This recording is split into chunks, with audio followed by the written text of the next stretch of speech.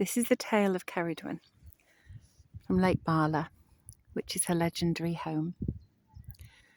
So way out there in the middle of the lake, there once was a town, and people still say they can see the lights occasionally at night from that old town. And in that town, a long time ago, there was a chieftain called Tegid.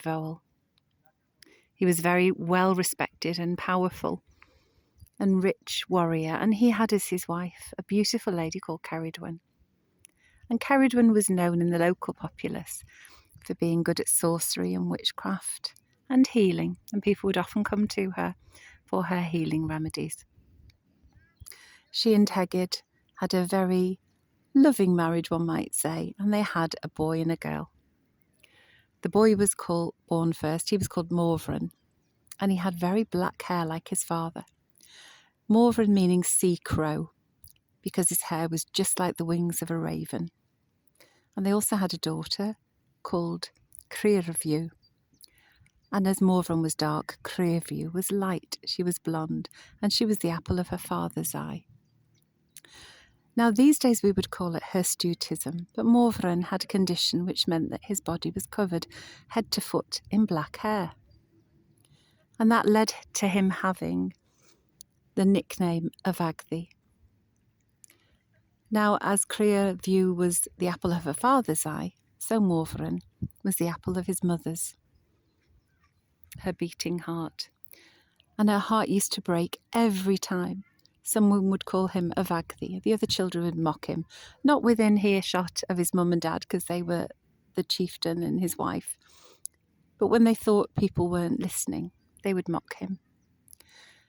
And as Cerridwen's heart broke each time, she decided to turn to those things that she was very good at, her sorcery and her magic.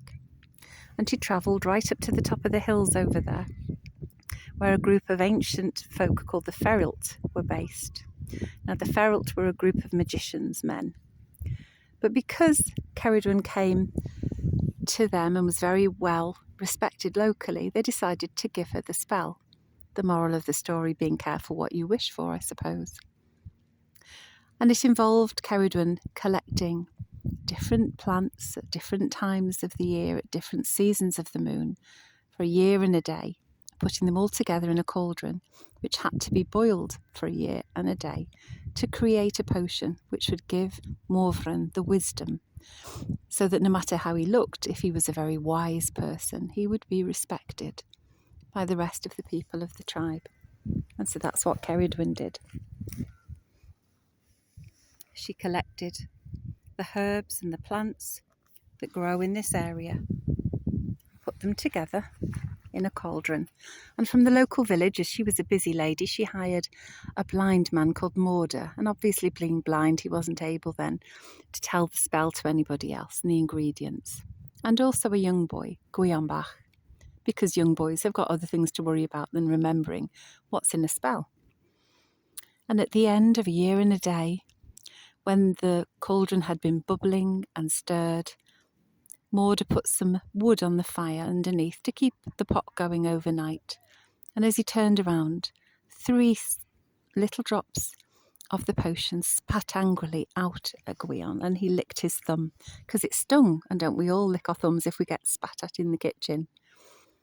But the instant he did, he suddenly found he had all the wisdom of the world. And that wisdom meant he also knew that Cerridwen would be furious. And so Gwion opened the door to the barn and he ran as fast as his legs could carry him.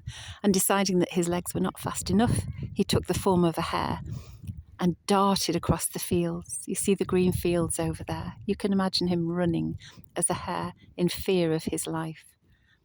And he was right to be in fear of his life, because Cerridwen then took the form of a greyhound bitch and fled after him with blood baying on her tongue. She ran, and as Gwion ran, he suddenly heard behind him the padding on the ground of the greyhound's feet and knew that she was getting closer. And as he ran, he came to a river and he leapt, and mid-air he turned from a hare into a fish. His fur became silvery scales, and he became a salmon of wisdom, and fled down the river with his tail swishing this way and that. But he heard behind him a muffled splash. Cerridwen had turned herself into an otter bitch and was desperate to catch Gwion.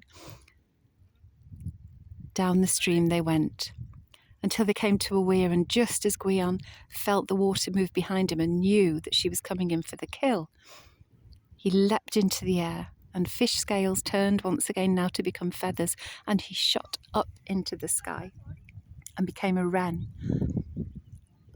Up he went, and could see the lake far below him as a blue blob. He could see the green of the fields and was overcome with this beautiful sight.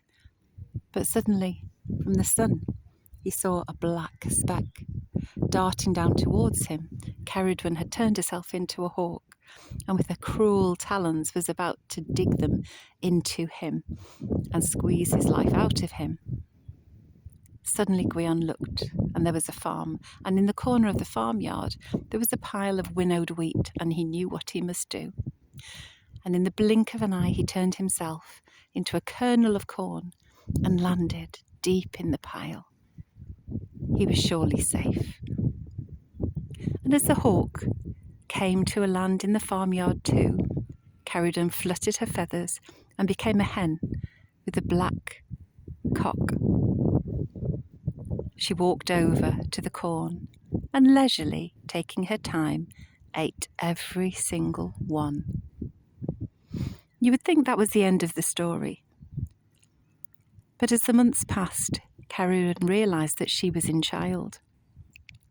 Gwion had turned himself from a seed of corn to a seed in her belly, and she was furious. Hell hath no fury, as they say, as a woman scorned.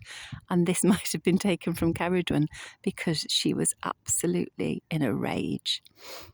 And when the child was born 9 months later, she took a very sharp knife and she decided to kill the child that had caused her nothing but trouble.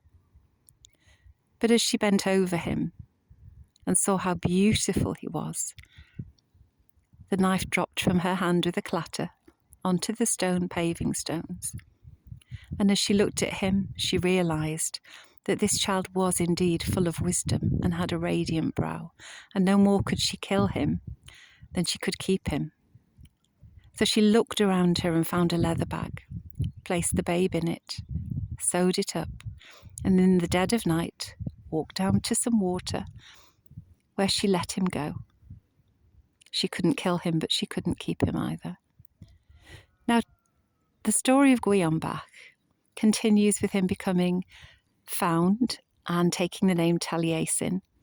And there are some views as to whether Taliesin was a historical character, because there are many poems which are ascribed to him, or whether Taliesin was actually a title of a lead poet.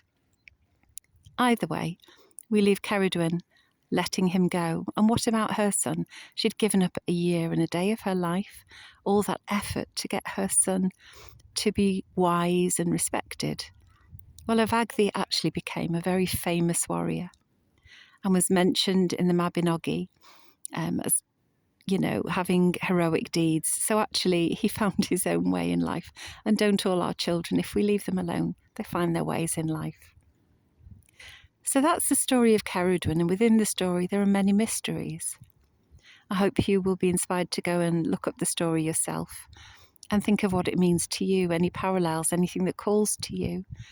But if she does call to you, I hope one day you get to come and sit like me next to Lake Bala on the banks of this beautiful goddess and looking at her cauldron here, which is the lake, and be inspired in your own lives.